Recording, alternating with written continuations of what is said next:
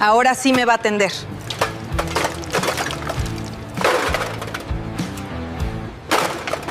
Una mujer de tacones entró al taller más grande de Monterrey como si el lugar le perteneciera. Vio al mecánico agachado, con las manos negras de aceite, comiendo su marmita en el piso, y sin decir una sola palabra, la pateó. La comida se derramó. Los trabajadores se quedaron paralizados. Ella se rió. Él no dijo nada. Solo la miró a los ojos por 3 segundos y volvió a su trabajo. Lo que ella no sabía, lo que nadie en ese taller se atrevía a decirle, era que ese hombre de overol azul y manos sucias era el dueño de cada centímetro de ese lugar y de otros 4 más en la ciudad. Quédate hasta el final, porque lo que ella descubrió ese mismo día va a dejarte sin palabras. Había una tarde de martes en que el calor pegaba fuerte sobre el asfalto del taller mecánico más grande de Monterrey. No era el tipo de calor que uno simplemente nota y olvida. Era el calor denso y quieto de agosto en el norte de México, el que se mete entre la ropa y no se va ni con el viento, porque el viento tampoco llega. El tipo de calor que hace que el aceite en el piso brille diferente, que hace que el metal de las herramientas queme si lo tocas sin guante, que hace que hasta los sonidos parezcan más lentos, más pesados, como si el aire mismo se negara a moverse con prisa. En ese calor, un hombre de manos oscuras por el aceite, con el overol azul desgastado en las rodillas y una mancha vieja en el hombro derecho que ya no salía con nada, estaba agachado debajo de un sedán negro. Solo se le veían las botas. Botas de trabajo cafés, con la punta reforzada, con la suela gastada de manera pareja porque ese hombre caminaba derecho desde hace décadas. Las botas de alguien que sabe exactamente a dónde va cada vez que da un paso. Ese hombre era Emilio Vargas, 52 años cumplidos el mes anterior, cabello entrecano que él nunca se molestaba en teñir porque, según decía, el gris era el color que se gana, no el que se compra. Una cicatriz pequeña sobre el mentón izquierdo, recuerdo físico y permanente de cuando a los 17 años aprendió, de la manera más dolorosa, que las llantas que explotan no avisan ni piden permiso. Llevaba 30 años trabajando con las manos, no de manera figurada, de manera literal, concreta, diaria. 30 años de levantarse antes del amanecer, de llegar primero al taller, de irse después que todos, de aprender que cada motor tiene su propio idioma y que hay que escucharlo con paciencia antes de pretender entenderlo. En esos 30 años, había visto pasar de todo por ese taller. Clientes desesperados a las 11 de la noche porque el carro se les paró en la carretera. Mecánicos jóvenes que llegaban creyendo saberlo todo y se quedaban 5 años aprendiendo lo que no sabían. Temporadas buenas donde el trabajo no alcanzaba a terminarse. Temporadas malas donde el silencio del taller dolía más que cualquier herramienta. Había visto crecer el negocio desde 50 metros cuadrados hasta lo que era hoy. Había visto nacer a sus hijos, crecer a sus hijos, y empezar a ver en ellos los mismos gestos que él tenía cuando era joven y no lo sabía todavía. Pero lo que estaba por pasar esa tarde era distinto a todo lo que había visto antes, no porque fuera más dramático, sino porque iba a ser, sin que nadie pudiera anticiparlo, el momento exacto en que una historia de 30 años encontraría su cierre más inesperado. Emilio salió de debajo del carro despacio, con la espalda dolorida de quien ya no tiene 20 años y ya aprendió a no apresurarse cuando el cuerpo lo pide. Se incorporó apoyándose en la rodilla, se limpió las manos en el paño que siempre llevaba en el bolsillo derecho del overol y miró el reloj en la pared del fondo. Era la 1:15 de la tarde, la hora del almuerzo. En la mano izquierda sostenía su marmita de aluminio, la misma de siempre, abollada en la tapa por los años de uso, con el mango ligeramente torcido desde aquella vez que se cayó del estante, pero perfectamente funcional. Su esposa Rosario la llenaba cada mañana antes de que él saliera. Frijoles negros bien sazonados, arroz con zanahoria y chícharo, 2 tortillas dobladas con cuidado y envueltas en papel de estaño para que no se enfriaran antes del mediodía. Era la misma comida que había llevado los últimos 20 y tantos años, con pequeñas variaciones según lo que hubiera en casa, según la temporada, según el humor de Rosario ese día, pero siempre la marmita, siempre las tortillas dobladas. Se sentó en el banco de madera que estaba junto a la pared lateral del taller, bajo la sombra del techo de lámina, que en agosto no daba mucho fresco, pero sí algo de sombra. Era el mismo banco donde se había sentado su padre durante años, cuando el taller todavía era del padre, y Emilio era el hijo que aprendía mirando. El mismo banco donde, a los 12 años, Él aprendió a sostener una llave de tuercas sin cortarse los dedos. El banco tenía grietas en la madera y una pata ligeramente más corta que las demás, lo que le daba un pequeño bamboleo que ya nadie notaba porque todos lo conocían. Nadie lo había cambiado. Emilio no quería cambiarlo. Abrió la marmita con calma. El vapor del arroz subió suave, discreto, con ese olor que no es solo comida, sino algo más difícil de nombrar, el olor de la casa, el olor de alguien que te espera. Emilio cerró los ojos por un segundo, no por cansancio, aunque cansancio también había, sino por un gesto pequeño y privado de gratitud que hacía todos los días desde hace años y que nunca había explicado a nadie, porque algunas cosas no necesitan explicación. Los mecánicos trabajaban alrededor de él con la normalidad de los días ordinarios. Había 6 carros ese día en distintos estados de intervención, 2 en lista de espera afuera. El ruido de las herramientas era constante, familiar, casi musical para quien lleva décadas escuchándolo. Las voces de los muchachos cruzándose de un elevador al otro, el radio en la esquina con una estación de norteñas que nadie había elegido conscientemente, pero que todos toleraban, el olor combinado de aceite, metal caliente y el refresco de cola que don Fermín se tomaba invariablemente a la misma hora todos los días. Todo estaba en su lugar.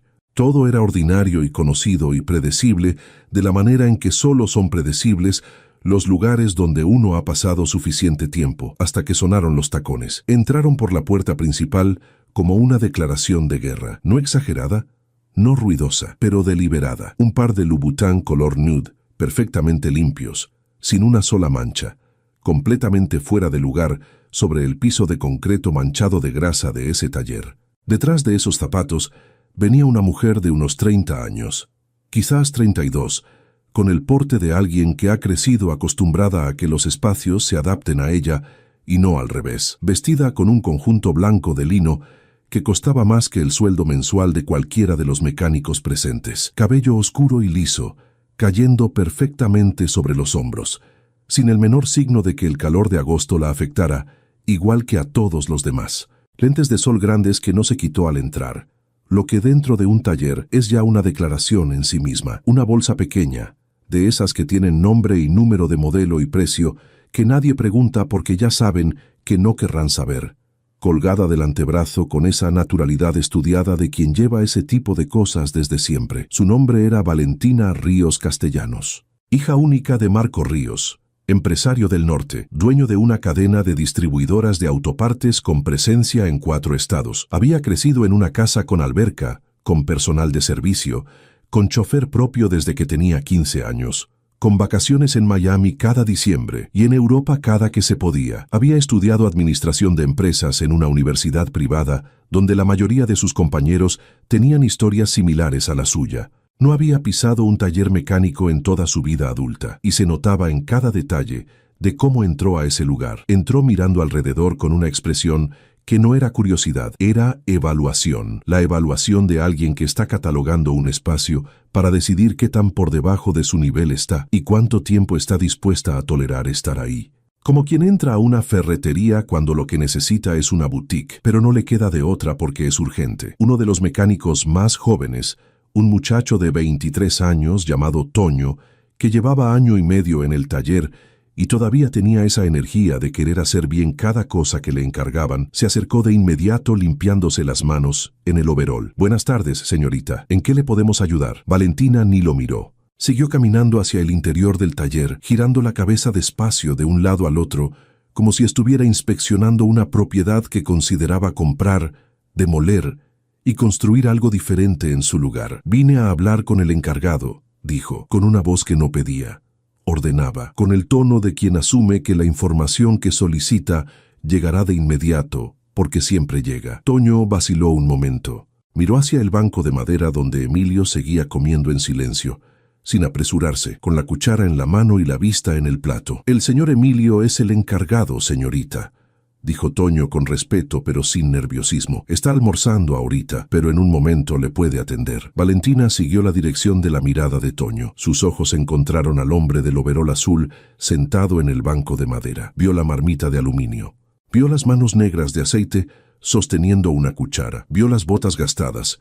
Vio todo lo que era visible desde donde ella estaba. Y en su cara Se dibujó algo que no era exactamente una sonrisa, era otra cosa. Era el gesto específico de alguien que ya ha tomado una decisión completa sobre otra persona antes de haber intercambiado una sola palabra con ella. El gesto de quien cree que lo que ve es todo lo que hay. «¿Ese es el encargado?», dijo, sin bajar la voz. Toño asintió sin saber exactamente qué venía después. Valentina caminó hacia Emilio. Sus tacones golpeaban el concreto con esa cadencia que ya no sonaba a impaciencia común. Sonaba a algo más deliberado, a algo que ya había decidido qué iba a pasar en los próximos minutos. Se detuvo directamente frente al banco. Miró a Emilio de arriba abajo detrás de los lentes de sol. Emilio levantó la vista despacio. La miró. No dijo nada. «Esperó. Necesito que revisen mi carro hoy», dijo Valentina. «Está afuera.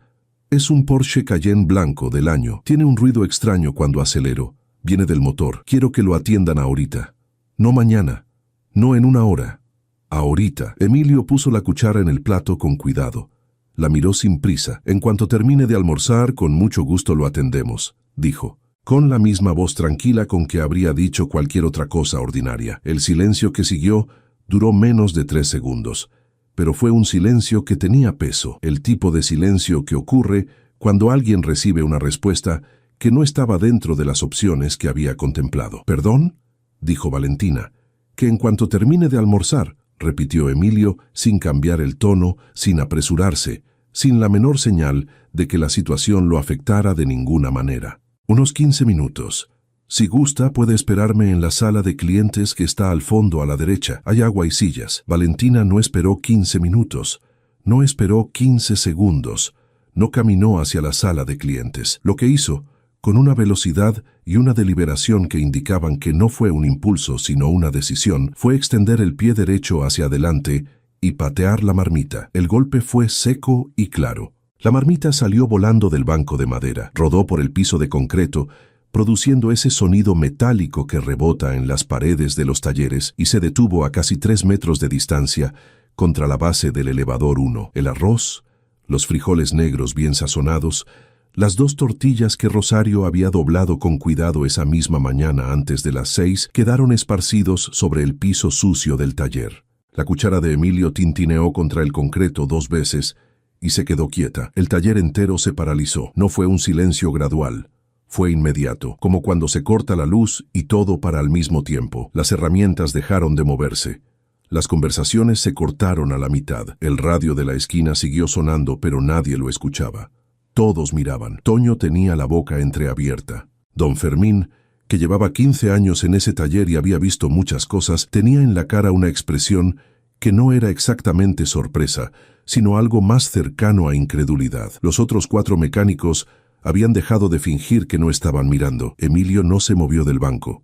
No levantó la voz, no apretó los puños. Sus hombros no cambiaron de posición. Su respiración, si alguien hubiera podido medirla, probablemente tampoco. Solo miró la marmita en el piso por un momento.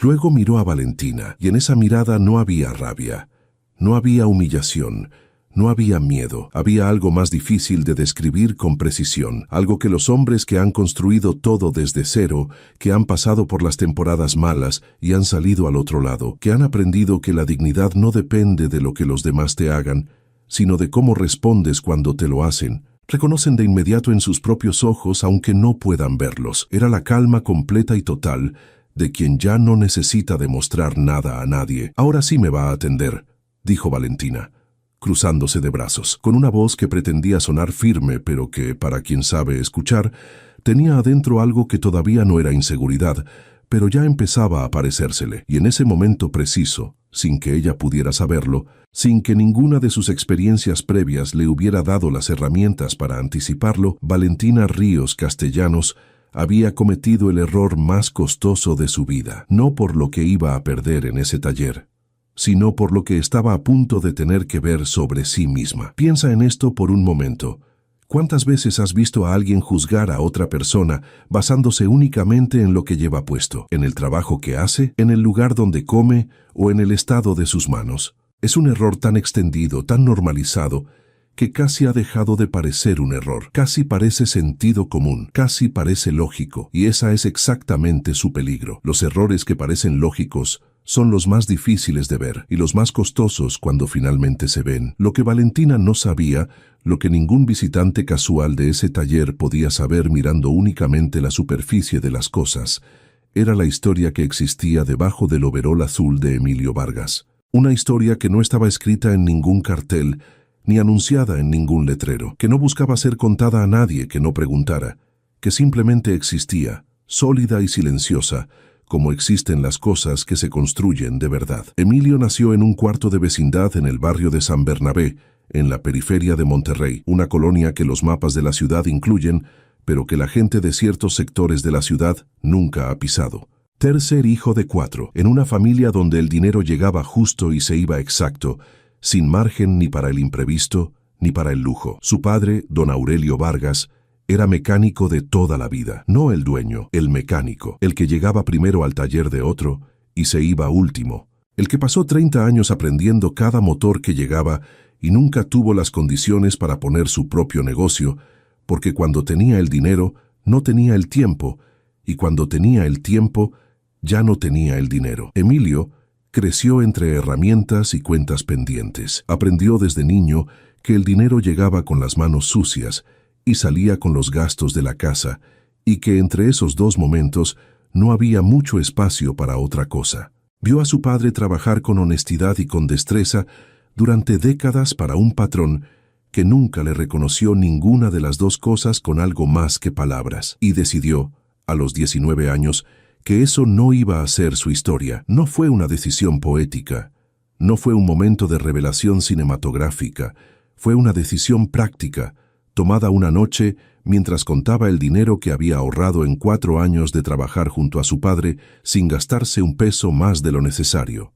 Durmiendo en la misma cama que su hermano menor, comiendo lo que alcanzaba, renunciando a todo lo que los muchachos de su edad consideraban básico para existir socialmente. 4 años de esa vida, y al final de esos 4 años tenía suficiente para rentar un espacio de 50 metros cuadrados en una calle lateral del barrio industrial, comprar 3 herramientas básicas de segunda mano y abrir su primer taller. Los primeros 2 años fueron, sin exageración, brutales. Hubo semanas enteras en que los ingresos no alcanzaban para pagar la renta del local, y Emilio tenía que hacer cálculos que no eran cálculos sino malabares. Hubo noches en que se quedaba dormido sobre el escritorio porque no tenía energía para levantarse y llegar a su casa, que estaba a 20 minutos caminando. Hubo meses en que el único carro que entraba al taller era el de algún conocido de su padre que venía más por solidaridad que por convicción. Hubo un diciembre, el segundo, en que no pudo comprarle regalo de Navidad a Rosario porque hasta el último peso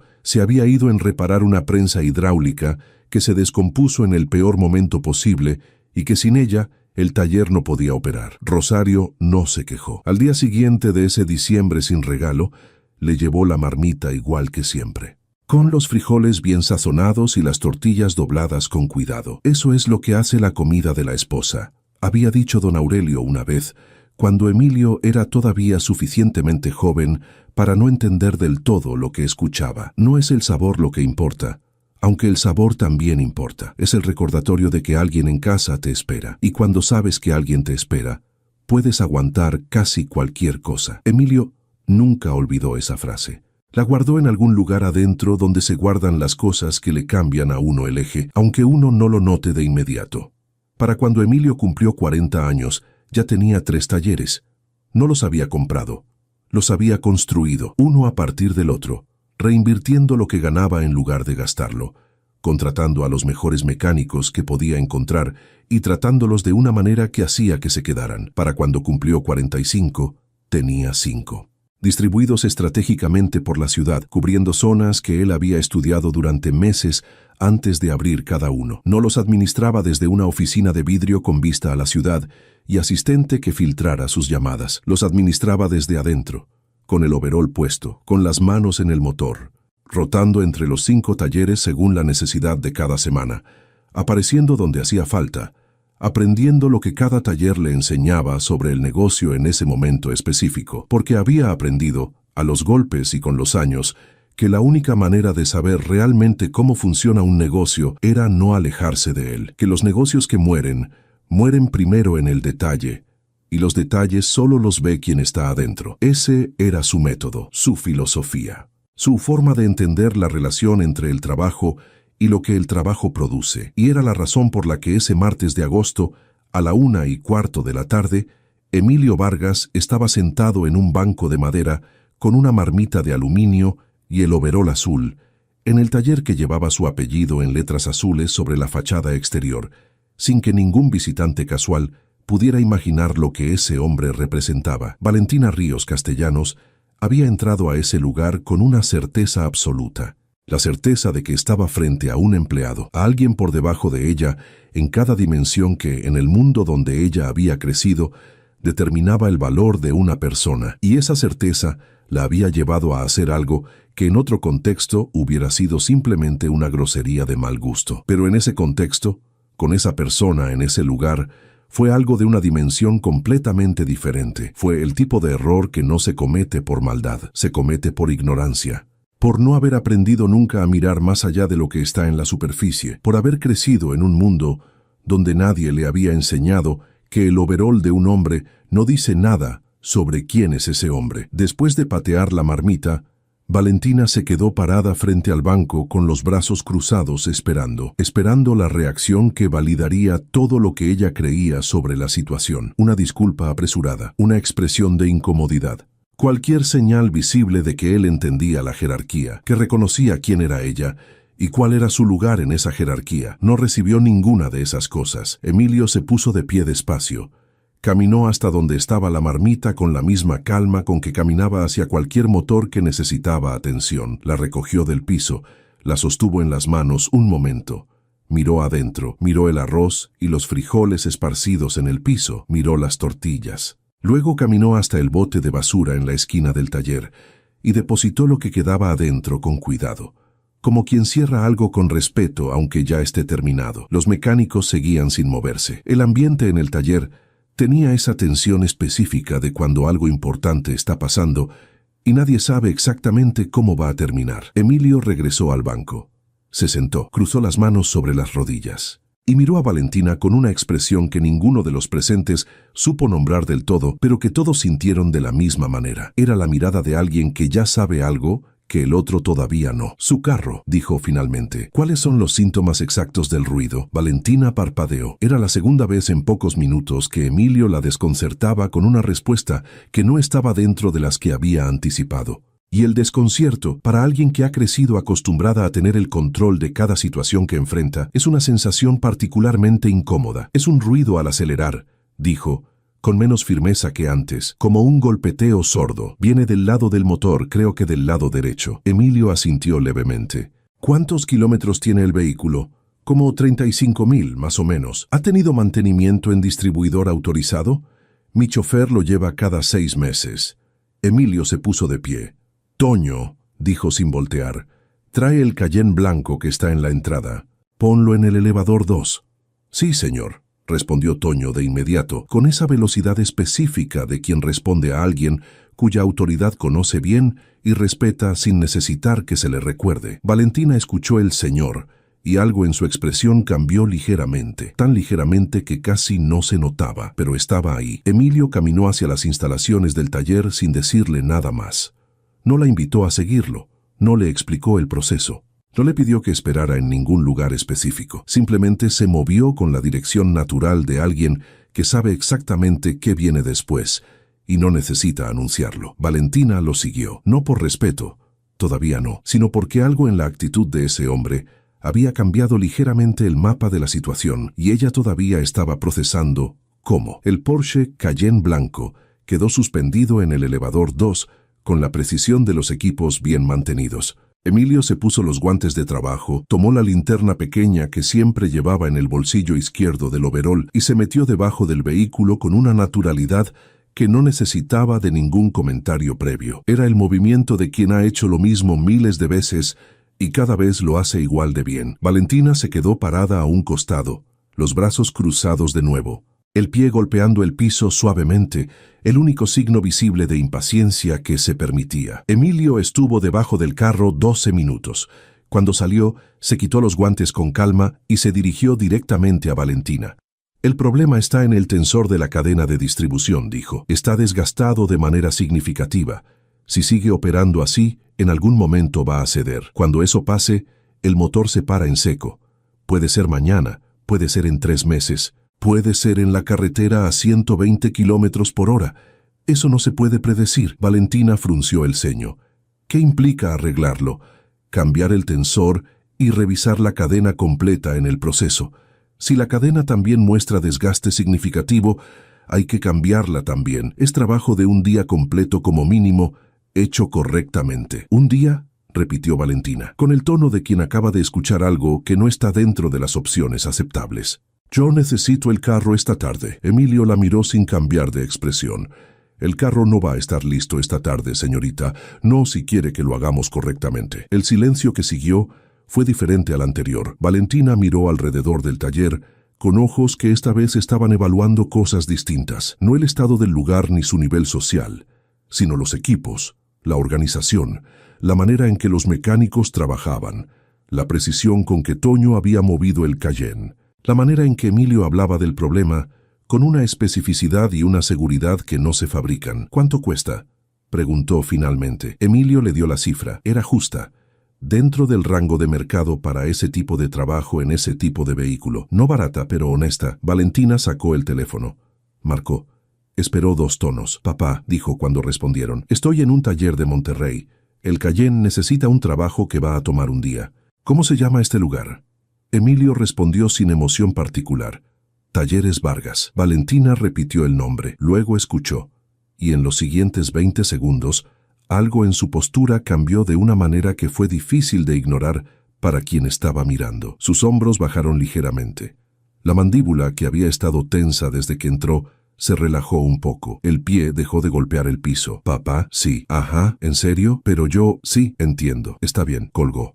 Guardó el teléfono con una lentitud que no era distraída, era procesamiento. Mi padre dice que este es el mejor taller de Monterrey, dijo, con una voz que había descendido varios registros desde que entró al lugar, sin los bordes cortantes de antes, sin la certeza total de hace 20 minutos. Es lo que intentamos, respondió Emilio. Simple, directo, sin orgullo innecesario. ¿Cuándo puede tenerlo? Mañana al mediodía, está bien. Necesito un número de contacto para avisarle cuando esté listo. Valentina le dio su número. Emilio lo anotó en la libreta pequeña de siempre, la libreta ordinaria, de papelería de esquina, con la pasta azul descolorida y las páginas llenas de la letra apretada y funcional de alguien que escribe para recordar, no para impresionar. Hay algo más que necesite saber, señorita, dijo Emilio cerrando la libreta. Valentina dudó, miró el piso, miró el lugar exacto donde había aterrizado la marmita. Luego, sin levantar del todo la vista, dijo algo en un volumen que apenas alcanzó a cruzar el espacio entre los dos. Lo de hace rato estuvo mal de mi parte. No fue elaborada, no fue un discurso, no fue la disculpa de alguien que tiene práctica pidiéndola. Fue la frase breve e incómoda de alguien que sabe lo que hizo y que todavía no sabe del todo cómo cargar con eso, pero que está intentando empezar. Emilio la escuchó, asintió una vez y dijo algo que ninguno de los mecánicos presentes entendió en ese momento, pero que recordarían después. No se preocupe, señorita. El taller va a estar aquí mañana y pasado, y el que sigue. Valentina se fue. Sus tacones volvieron a sonar sobre el concreto, pero con una cadencia diferente, más despacio, sin la deliberación de antes, sin la certeza de que el espacio le pertenecía. Don Fermín esperó hasta que el sonido se perdió en la calle. Luego se acercó a Emilio. ¿No le va a decir nada más, jefe?, preguntó en voz baja. Emilio recogió la libreta y la guardó. El trabajo dirá lo que tenga que decir, respondió, y volvió al motor que había dejado a medias antes del almuerzo. Hay algo que la gente que creció con dinero a veces no entiende sobre la gente que lo construyó desde cero. No es resentimiento lo que hay adentro de esa incomprensión. No es envidia, es algo más simple y más profundo al mismo tiempo. Es que para quien lo construyó, el trabajo no es solo el medio. Es la identidad, es la forma en que uno sabe quién es y qué vale. Y cuando eso se toca algo mucho más fundamental que el orgullo. Para Emilio Vargas, el overol azul no era una señal de nada que lo limitara, era una declaración de presencia. La prueba viviente de que él elegía estar en el centro de lo que había construido, no en el perímetro observándolo desde lejos, que no se avergonzaba del origen, que el origen no era el obstáculo, era la fortaleza. Esa noche, cuando Emilio llegó a casa, Rosario ya tenía la cena lista, no porque Emilio la hubiera llamado, no porque Toño le hubiera mandado mensaje, aunque sí lo había hecho, sino porque Rosario llevaba suficientes años casada con ese hombre para saber cuándo un día había tenido algo diferente sin necesitar que nadie se lo dijera. Sirvió 2 platos, se sentaron. Emilio comió en silencio los primeros minutos, mirando el plato con esa concentración ausente de quien tiene la mente en otro lugar pero el cuerpo en la mesa. Rosario no interrumpió ese silencio.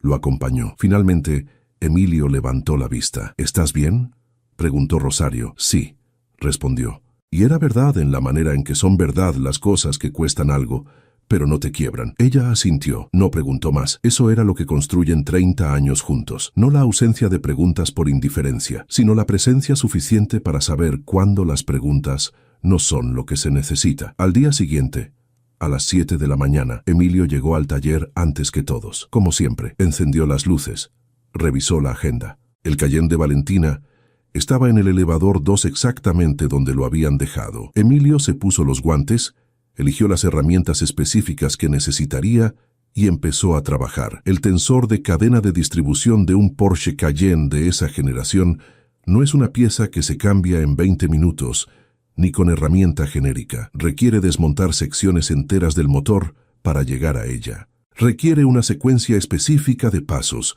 que si se hace en el orden equivocado, produce más problemas de los que resuelve. Requiere la paciencia de quien entiende que los motores no se apresuran. Y requiere, sobre todo, el tipo de experiencia que no se aprende en ningún manual, sino fallando primero en motores que cuestan menos, aprendiendo en cada falla, acumulando ese conocimiento que después se convierte en la mano segura que no duda dónde poner la llave. Emilio trabajó con la misma calma con que hacía todo, sin apresurarse, sin atajos. Cuando tuvo el motor abierto y el tensor al descubierto, revisó la cadena completa. El desgaste que encontró era consistente con lo que había anticipado. No estaba en zona crítica todavía, pero estaba lo suficientemente avanzado como para que cambiarla ahora, con el motor ya abierto, fuera la decisión correcta, no porque el presupuesto original lo incluyera, sino porque era lo correcto. Así de simple, así de claro. A las 11:30, el Cayenne estaba terminado. Emilio lo arrancó. El motor encendió limpio, sin el golpeteo que traía. Hizo la prueba de rutina dentro del perímetro del taller. Todo en orden, todo como debía estar. Llamó al número de la libreta. Valentina contestó al segundo tono. Su vehículo está listo, señorita. Puede pasar cuando guste. Una pausa. ¿Ya? ¿Antes del mediodía? Son las 11:40. Quedamos en el mediodía. Otra pausa, más larga. Voy para allá. Gracias. Valentina llegó 40 minutos después, sin los lentes de sol esta vez, con ropa más discreta, sin la bolsa de diseñador. Entró al taller con un paso que no tenía la carga de autoridad del día anterior. No era exactamente humilde. Era algo todavía en proceso de encontrar su forma. Emilio la guió hasta el vehículo. Le explicó con precisión lo que había encontrado, lo que había cambiado, por qué había decidido cambiar la cadena también, aunque no formara parte del presupuesto original. Le mostró las piezas viejas que guardaba en una bolsa de plástico transparente, como era práctica establecida del taller, para que el cliente vea con sus propios ojos lo que se retiró. Para que no haya lugar para la duda, Valentina miró las piezas, miró el recibo, miró a Emilio. La cadena no estaba en el presupuesto de ayer. No, confirmó Emilio. ¿Y me está cobrando por ella? Solo la pieza. La mano de obra la incluí en el trabajo original porque ya tenía el motor abierto de todas formas. No tiene sentido cobrar 2 veces el acceso. Valentina lo miró durante un momento que duró más de lo que duran los momentos ordinarios. Luego miró el recibo. Luego volvió a mirarlo a él. ¿Por qué?, preguntó. Y no era una pregunta de negocios. Era genuina. Era la pregunta de alguien que está intentando entender algo que está fuera del mapa que conoce. Porque así es como se hace bien, respondió Emilio, sin elaboración, sin el tono de quien quiere que la respuesta sea recordada. Solo la respuesta. Valentina pagó, firmó. Y mientras Emilio preparaba la copia del cliente, ella se quedó parada junto al escritorio, sin moverse hacia la salida, con algo en la postura de alguien que tiene algo más que decir, y todavía está encontrando cómo decirlo. Mi padre me habló de usted anoche, dijo finalmente, después de que lo llamé desde aquí ayer. Emilio levantó la vista. Me dijo que se conocen desde hace años, que este taller le ha dado mantenimiento a toda la flota de sus distribuidoras durante casi una década. Emilio asintió. Don Marco es buen cliente y buen hombre. Valentina procesó eso un momento. Me dijo también que usted es el dueño. No el encargado, el dueño, sí. ¿Y por qué trabaja así? ¿Con el overol aquí adentro? Emilio terminó de preparar los papeles.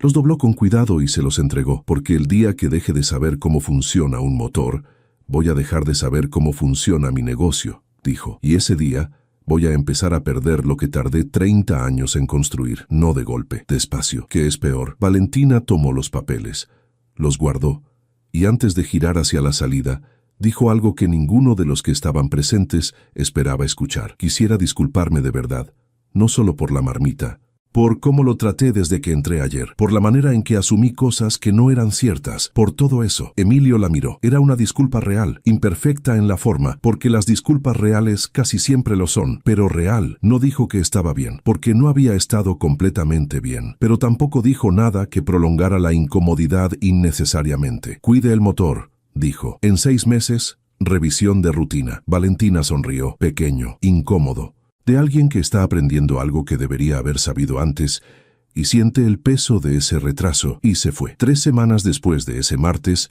Emilio recibió una llamada de un número que no tenía guardado. Era una voz de hombre mayor, directa y sin rodeos, con el tono específico de los hombres que han tomado decisiones importantes durante mucho tiempo y ya no sienten necesidad de dar rodeos antes de llegar al punto. Emilio, soy Marco Ríos. Don Marco, respondió Emilio. ¿Cómo está usted? Bien, oye.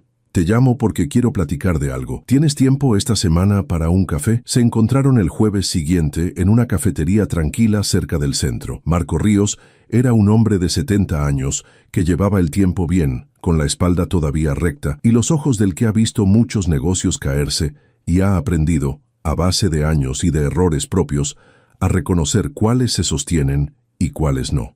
Tenía las manos de alguien que también había trabajado con ellas en algún momento de su vida, aunque ahora llevara traje y reloj caro. Esas cosas no se van del todo. Ordenaron café, hablaron de la ciudad, del clima, de cómo andaban los negocios en el norte. Luego Marco fue directo, como era su costumbre. Mi hija me contó lo que pasó en tu taller. Emilio sostuvo la taza con ambas manos. No respondió de inmediato. Me lo contó todo, continuó Marco. Lo de la marmita, lo de cómo la atendiste después, lo de la cadena que cambiaste sin cobrar la mano de obra. Todo. Emilio asintió levemente, sin ofrecer comentario todavía. Marco dejó la taza en el plato y miró a Emilio con la franqueza de alguien que ha decidido ser honesto completamente o no hablar. Valentina no es mala persona, Emilio, pero ha crecido de una manera que no le ha dado las herramientas para tratar correctamente a la gente que no está en su mismo nivel económico, o lo que ella percibe como su nivel. Eso es responsabilidad mía. Soy su padre, soy quien la crió, y lo que me contó me pesó de una manera que no esperaba. Aprecio que me lo diga, don Marco, dijo Emilio. Lo que quiero decirte es 2 cosas, continuó Marco. La primera es que lo de tu taller estuvo mal, y te lo reconozco. Y la segunda es un negocio. Emilio esperó. Estoy renovando la flota de vehículos de todas mis distribuidoras. 80 unidades en total. Todas necesitan revisión completa antes de pasar a los nuevos operadores. Quiero que Talleres Vargas se encargue del proceso. Emilio lo miró. ¿80 unidades? 80. Y si el trabajo sale como siempre ha salido con ustedes, hay una conversación más grande que quiero tener después, sobre mantenimiento preventivo de flota de forma permanente.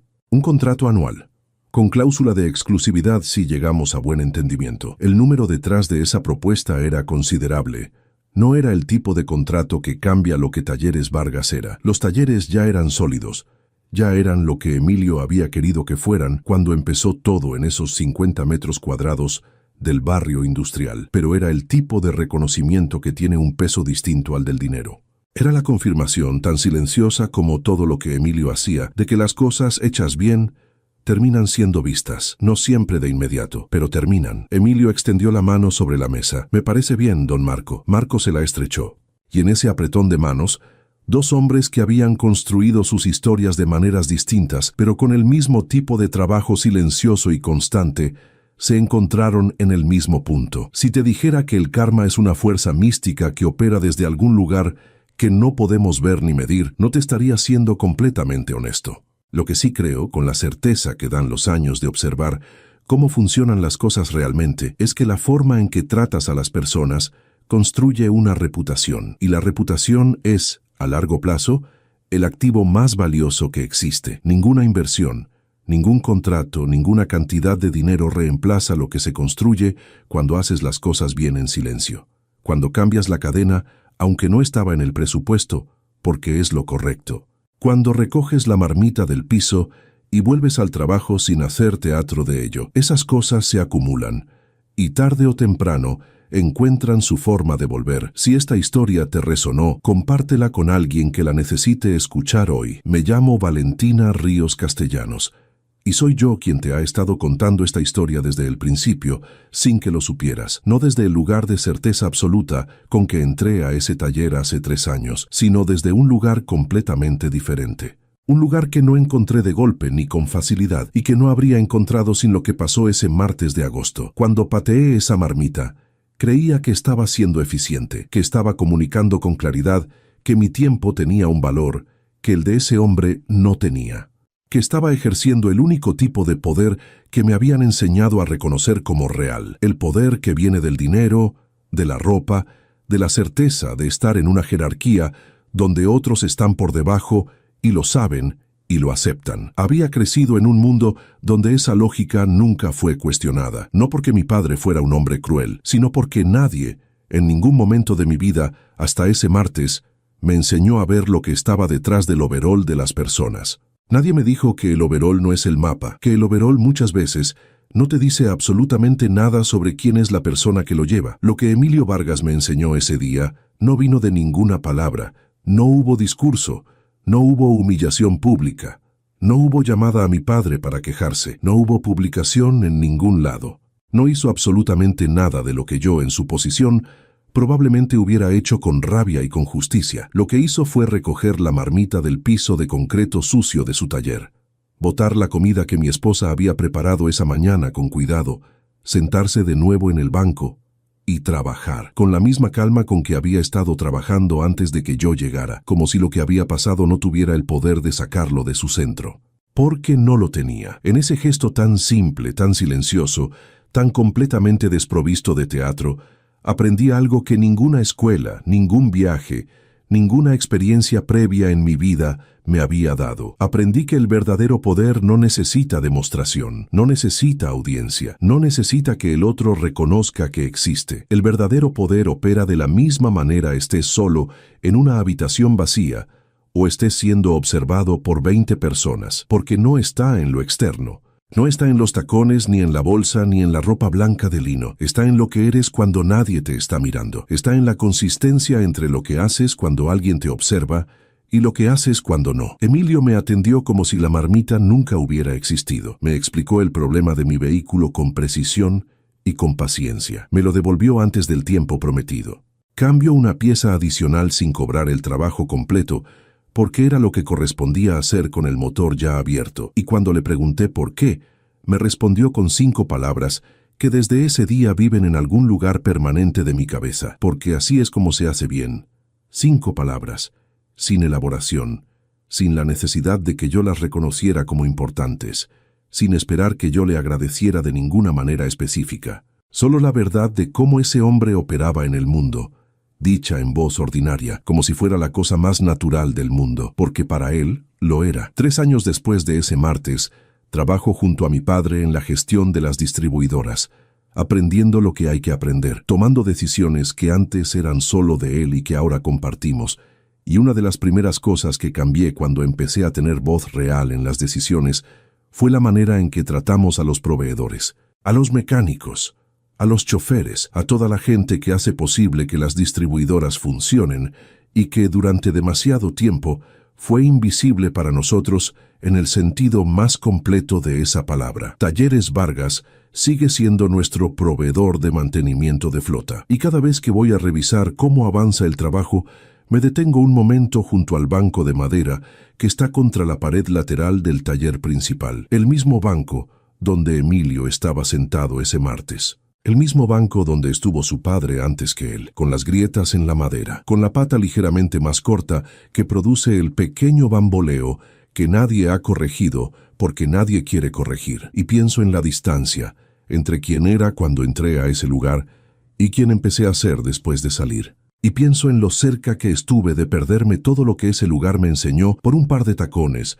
unos lentes de sol y la certeza equivocada de que el overol de alguien me decía todo lo que necesitaba saber sobre quién era. No me decía nada, solo me decía todo sobre mí. La próxima vez que estés frente a alguien que el mundo te ha enseñado a ver como invisible, como menos, como alguien que puede esperar mientras tú no puedes, recuerda esto. No sabes qué hay detrás de esa ropa de trabajo. No sabes qué historia carga en las manos. No sabes cuánto construyó mientras tú no estabas mirando y creías que no había nada que mirar. Yo no lo sabía, y empecé a aprender el día que un hombre recogió del piso la marmita que yo había pateado, la tiró a la basura con cuidado, y volvió a su trabajo sin decirme una sola palabra más de las necesarias. A veces, la lección más grande llega en el silencio de alguien que sabe exactamente quién es, y no necesita que tú lo sepas para seguir siendo eso. Si este video te movió algo, si te hizo pensar en alguien en algún momento tuyo, en algo que quizás hiciste o dejaste de hacer, escríbelo en los comentarios. Quiero leerlos, porque estas historias no existen para ser solo escuchadas. Existen para que algo en nosotros cambie, aunque sea un poco después de escucharlas. Yo cambié. Y empezó el día que alguien recogió una marmita del piso sin decir una sola palabra.